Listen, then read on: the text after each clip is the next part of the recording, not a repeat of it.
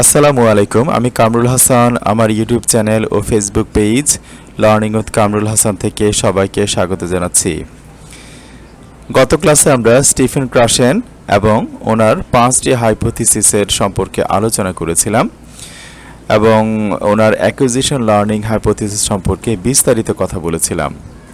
তারই ধারাবাহিকতায় আজকে আমরা মনিটর মডেল সম্পর্কে আমরা কথা বলবো, অর্থাৎ মনিটর হাইপোথিসিস।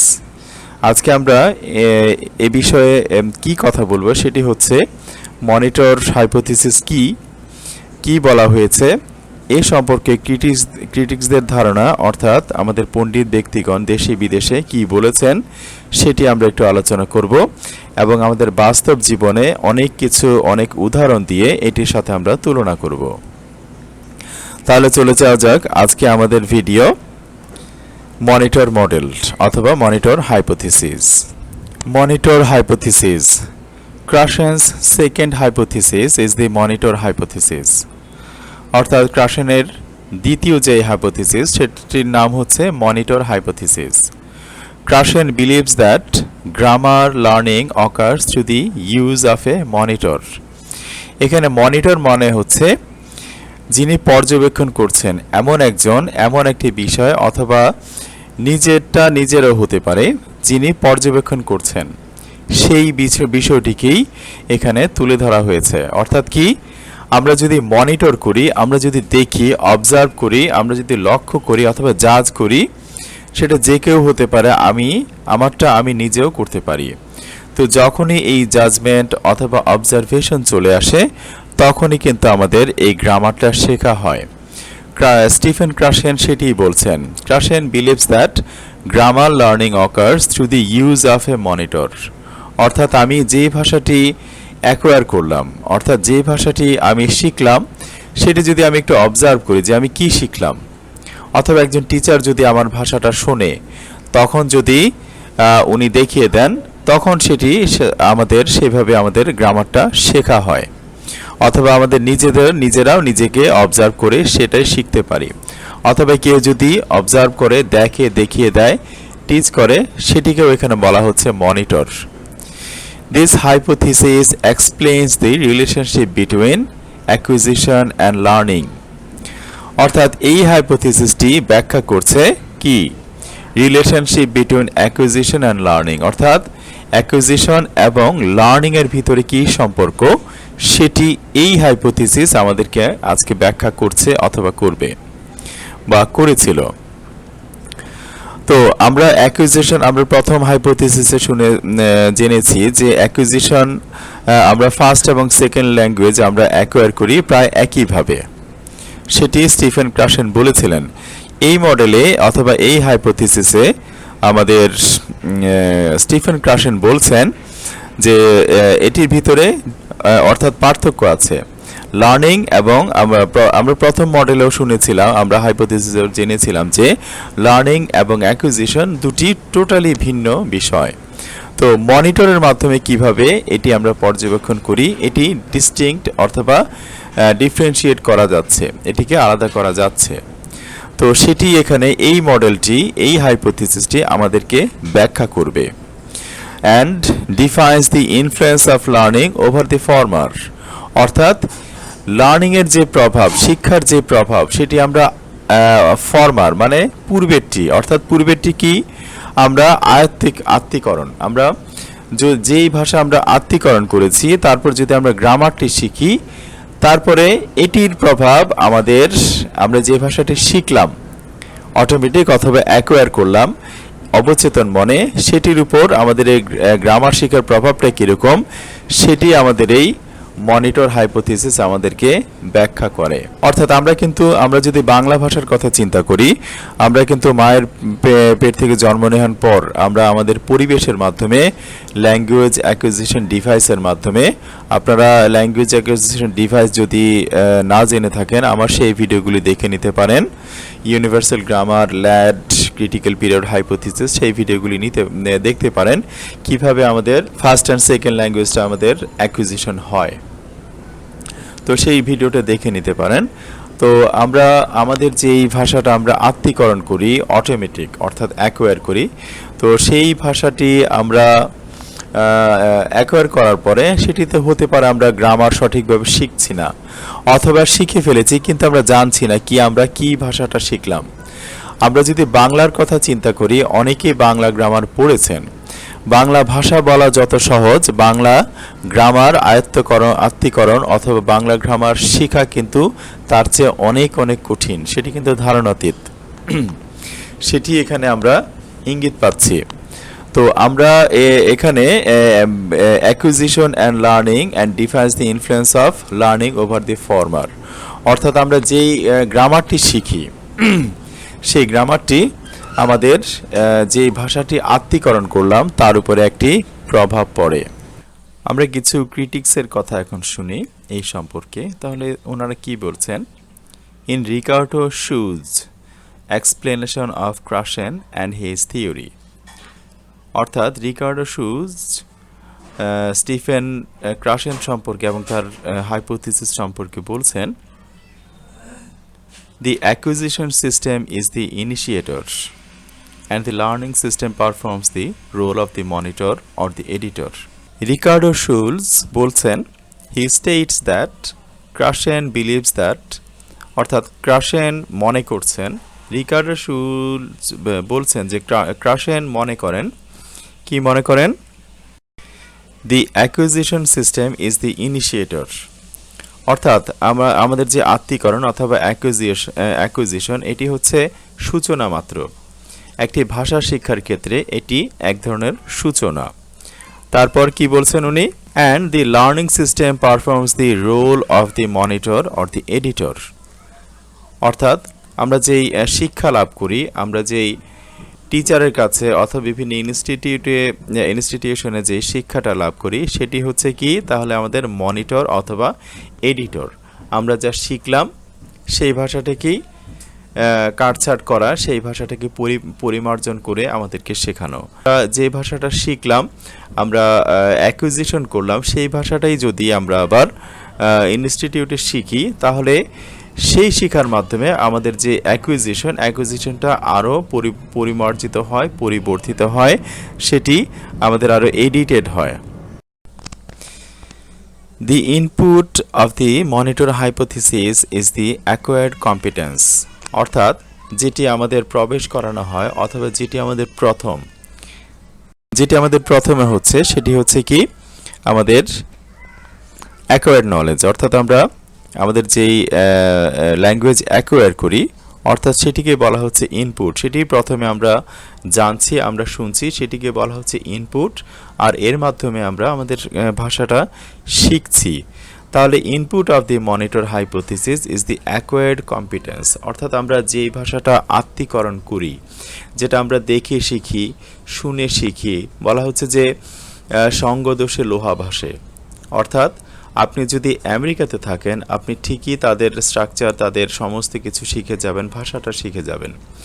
তো সেই যেই ইনপুট সেটি বলা হচ্ছে যে সেই ভাষাটি আপনি শিখছেন, একেই বলা হচ্ছে অ্যাকোয়ার্ড, আত্মীকরণকৃত যে কম্পিটেন্স, সেই দক্ষতা। There is also a learned competence, অর্থাৎ আপনি একটি দক্ষতা আপনি শিখছেনও, শিক্ষকের মাধ্যমে আপনি একটি কিন্তু যে কোনোভাবে একটি কম্পিটেন্স দক্ষতা আপনি শিখছেন। There is also a learned competence which is the monitor, অর্থাৎ আপনি যে কম্পিটেন্সটা শিখলেন আপনি নিজে নিজে শিখলেন না, আপনি একা একা শিখলেন না, অবচেতন মনে না, আপনি চেষ্টা করে শিখেছেন, শেখানো হয়েছে, তাকে বলা হচ্ছে মনিটর। অর্থাৎ এটি learned competence which is the monitor, এটিকেই বলা হচ্ছে monitor. The monitor requires 3 conditions to be met, অর্থাৎ এই শেখা, এই যে কম্পিটেন্স অর্থাৎ এই যে মনিটর, একে বলা হচ্ছে তিনটা শর্ত একে পালন করতে হয়। কি কি? adequate time at his her disposal, অর্থাৎ তার একটি নির্দিষ্ট সময় তাকে সেখানে দিতে হয়, একটি পর্যাপ্ত সময় সেখানে দিতে হয়। নলেজ অন দি রুলস, অর্থাৎ আপনার যেই রুলস আপনি শিখবেন, আমরা জানি গ্রামাটিক্যাল অনেক রুলস শিখতে হয়, সেই শেখার জন্য আপনার সেই পর্যাপ্ত অথবা সেই নলেজ আপনাকে নিতে হয় এবং and a focus on the form or correctness of the grammar, অর্থাৎ গ্রামারটা সঠিক হলো কিনা সেটিও আপনাকে জানতে হয়। এই সব কিছু যদি মিলে যায় তাহলেই সেটিকে বলা হচ্ছে কি মনিটর। অর্থাৎ দি অ্যাকোয়ার্ড কম্পিটেন্স সেটি হচ্ছে আমরা যেটি শিখলাম এমনি অবচেতন মনে, সেটি হচ্ছে input goes to the monitor to create the output. অর্থাৎ এই নলেজটি আমাদের মনিটরের মাধ্যমে যাচ্ছে, শিক্ষণ শিক্ষক অথবা অবজারভেশন এর মাধ্যমে যখন এই নলেজটা যাচ্ছে তাহলে সেটি আমাদের আউটপুট হচ্ছে এবং আমরা পরিমার্জিত পরিবর্ধিত এবং ভালো একটি লার্নিং অথবা ভালো একটি ভাষা আমরা জানছি। দি মনিটর এক্সামিনস দি আউটপুট, অর্থাৎ আমরা যে ভাষাটা শিখলাম সেটিকেই অবজার্ভ করছে কি মনিটর, সেটিকে বলা হচ্ছে মনিটর। কি আমরা জানি টিচার হতে পারে, আমার অবজারভেশন হতে পারে, আরেকজনের জাজমেন্ট হতে পারে, সেটি হচ্ছে এখানে মনিটর। অর্থাৎ কি শিখলাম সেটিকে দেখা হচ্ছে, পর্যবেক্ষণ করা হচ্ছে। According to professor and author জোয়ান উইঙ্ক, অর্থাৎ জোয়ান উইঙ্ক অনুসারে তিনি কি বলেছিলেন ইউটিউবে, in her YouTube lecture on Krashen. তো স্টিফেন ক্রাশন সম্পর্কে তিনি বলেছিলেন এ মনিটর ইনহিবিটস স্পিচ, অর্থাৎ একটি মনিটর কি করে আমার স্পিচটাকে আটকে দেয়। তো কিভাবে আটকে দেয় সেটি আমরা পরের স্লাইডে দেখি। তাহলে জোয়ান উইঙ্ক ক্রাশন সম্পর্কে বলতে গিয়ে তিনি বলেছেন যে মনিটর কি করে স্পিচকে থামিয়ে দেয় অথবা কমিয়ে দেয়। তাহলে তিনি একটি রিয়েল লাইফের উদাহরণ দিয়েছেন, সেটি কি Wynk gave a real life example of her husband who had recently begun learning Spanish after moving to Arizona. His monitor inhibited his speaking. অর্থাৎ ওনার হাজব্যান্ড তিনি অ্যারিজোনাতে গিয়েছিলেন, তো তিনি এটি শিখছিলেন, উনি দেখলেন ওনার হাজব্যান্ড স্প্যানিশ শিখছিলেন। তো এই শেখার পরে ওনার যে স্বাভাবিক স্পিচ ছিল সেটি কিন্তু কমে আসছিল। তো কেন কমে আসছিল সেটি কিন্তু তিনি আবার বর্ণনা করছেন। His monitor blocked his speaking because his cognitive brain was always trying to figure out what verb tense to add. অর্থাৎ ওনার যে জ্ঞানীয় মস্তিষ্ক উনি শিখেছেন, একটি ভাষা তিনি আত্মীকরণ করেছেন, ন্যাচারালি অ্যাকোয়ার করেছেন, সেই ভাষাটি তিনি আবার শিখছেন। শেখার টাইমে কিন্তু তিনি অনেক গ্রামার শিখলেন। গ্রামার শেখার পরে এতদিন অনেক ভুল ত্রুটি চোখে পড়েছিল, এখন তিনি বলতে গেলে গ্রামার অ্যারেঞ্জ করে যখন বলতে চান তখন ওরা সেই স্পিডটা আর থাকে না, ভুল হচ্ছে কি সঠিক হচ্ছে সেই চিন্তা ওনার মাথা চলে আসে। তো এগুলি করতে গিয়ে তিনি দেখলেন ওনার স্পিড কমে আসছে, ওনার সেই ব্রেইন যেই হিজ মনিটর, তিনি বলছেন his monitor blocked his speaking, ওনার স্পিকিংটাকে মনিটর ব্লক করে দিচ্ছে, আমার জ্ঞানটা আমাকে আমার স্পিডকে থামিয়ে দিচ্ছে। এজন্য আমরা কিন্তু বিভিন্ন লার্নিং যে মেথড আছে, সেকেন্ড ল্যাঙ্গুয়েজ লার্নিংয়ের মেথড, আমার মেথডগুলি আপনারা যদি ভিডিও দেখে থাকবেন হয়তোবা, না দেখলে দেখে থাকবেন, তো সেই মেথডে কিন্তু ওনারা সেকেন্ড ল্যাঙ্গুয়েজ বলার ক্ষেত্রে স্টুডেন্টসদেরকে কখনোই কিন্তু থামিয়ে দেন না, যা বলে বলুক, এতে তাদের কনফিডেন্স বাড়ে, এতে তাদের ফ্লুয়েন্সি আসে। তো এই হচ্ছে বলার নিয়ম। তো ওনারা এখন যদি চিন্তা করে গ্রামার এটি হচ্ছে না, আমার কি এটি বলে ঠিক কিনা, এসব করতে করতে কিন্তু ওনাদের সেই স্পিড কিন্তু কমে আসে, সেটি এখানে বলা হচ্ছে। তো এই মনিটর আমাদের স্পিডটাকে, আমাদের কথা বলার স্পিডটাকে কমিয়ে দিচ্ছে, সেটি জোয়ান উইঙ্ক দেখিয়েছেন ওনার হাজব্যান্ডের ক্ষেত্রে। তো তিনি বলছেন his monitor blocked his speaking because of his cognitive brain was always trying to figure out what verb tense to add, অর্থাৎ টেন্সের কোন ধরনের ভার্ব এখানে অ্যাড করতে হবে, instead of just saying it how he had naturally acquired, অর্থাৎ যে naturally যা তিনি বলতেন তার পরিবর্তে এখন অন্যভাবে তিনি বলতে চাচ্ছেন। তো সেটি এখানে তিনি বলছেন, আমি যখন আজকে নিয়মকানুন শিখে গেলাম তাহলে আমি বারবার হেজিটেট করছি, আমি দেরি করছি, আমার স্পিড কিন্তু কমে যাচ্ছে, আমার এখানে ভার্ব হবে, নাউন হবে, নাকি ভার্বটা কীরকম হবে সেটি নিয়ে আমি ব্যতিব্যস্ত থাকছি। সেটি তিনি জোয়ান উইঙ্ক ওনার হাজব্যান্ডের বেলায় অবজার্ভ করেছিলেন। Instead of saying it how he had naturally acquired, তিনি ন্যাচারালি যেভাবে কথা শিখেছিলেন সেভাবে এখন আর তিনি বলতে পারছেন না। তো আমাদের দেশেও কিছু হাস্যকর কিছু উদাহরণ, যা বাস্তব উদাহরণ আমাদের দেশে আছে, সেটি একটি বলি। তাহলে একজন গ্রাম্য ডাক্তার, তিনি অনেক অপারেশন করতেন। তো সব অপারেশনে তিনি কিন্তু সফল হতেন। তো ওনার নাম ডাক ছড়িয়ে গেল সব জায়গায়।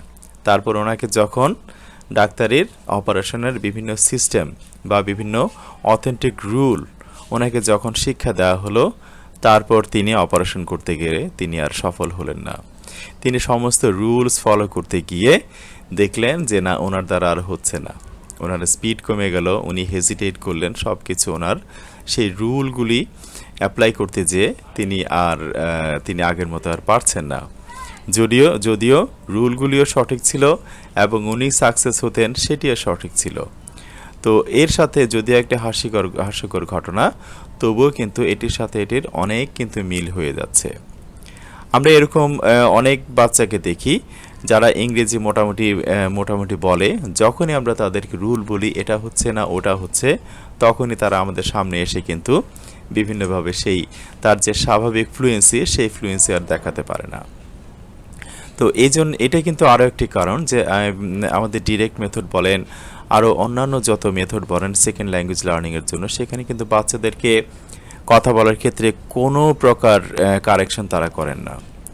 তারা হয়তোবা পরে দেখিয়ে দেন, কিন্তু তারা যখন কথা বলে কখনো কোনো কারেকশন তারা করেন না তাদের ফ্লুয়েন্সির জন্য। তো গ্রামারটা কিভাবে হবে, গ্রামারটা কিন্তু দেখে দেখে শিখে ফেলে তারা। আমরা অ্যাকুরেসি আনতে যাই কিন্তু অনেক সময় আমাদের সেই ফ্লুয়েন্সিটা কিন্তু থাকে না। আমাদের মনিটর হাইপোথিসিস কিন্তু সেটি আমাদের দেখিয়ে দিচ্ছে। তো এই হচ্ছে আমাদের আজকের মনিটর হাইপোথিসিস। এরপর আমরা অন্যান্য হাইপোথিসিস, ওনার যে হাইপোথিসিসগুলি রয়েছে আরও 3টি, সেটি আমরা নিয়ে আগামীতে কথা বলবো। তো আমার ভিডিও যদি ভালো লাগে আমার সাথেই থাকুন, সাবস্ক্রাইব করুন, কমেন্ট করুন, রিকোয়েস্ট করুন, শেয়ার করুন এবং আমার জন্য দোয়া করুন। আজ এই পর্যন্তই।